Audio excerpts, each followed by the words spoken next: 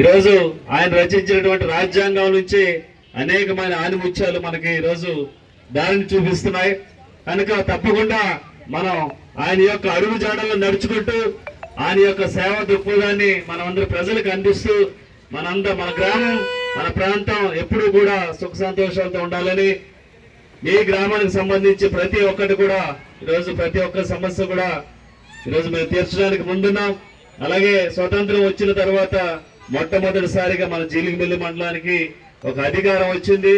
అధికారాన్ని మనం వినియోగించుకొని మన ప్రాంతం, మన గ్రామం, మన కుటుంబం సస్యశ్యామలంగా ఉండాలని మనస్ఫూర్తిగా కోరుకుంటూ ఈరోజు నన్ను పిలిచినటువంటి అంబేద్కర్ యూత్ సభ్యులకి ప్రతి ఒక్కరికి కూడా హృదయపూర్వక ధన్యవాదాలు తెలియజేస్తాను. అలాగే నాతో పాటు పాల్గొన్నటువంటి జనసేన, టీడీపీ, బీజేపీ మండల అధ్యక్షులు, అలాగే నాయకులు, కార్యకర్తలు, అలాగే యువత, అలాగే మీడియా మిత్రులకి, పోలీస్ శాఖ వారికి ప్రతి ఒక్కరు కూడా పేరు పేరున నా హృదయపూర్వక కృతజ్ఞతలు తెలియజేస్తుంటూ మరొకసారి అంబేద్కర్ గారి పుట్టినరోజు శుభాకాంక్షలు మన పోలవరం నియోజకవర్గం నుంచి తెలియజేస్తూ మీ అందరు కూడా జై భీమ్, జై భీమ్.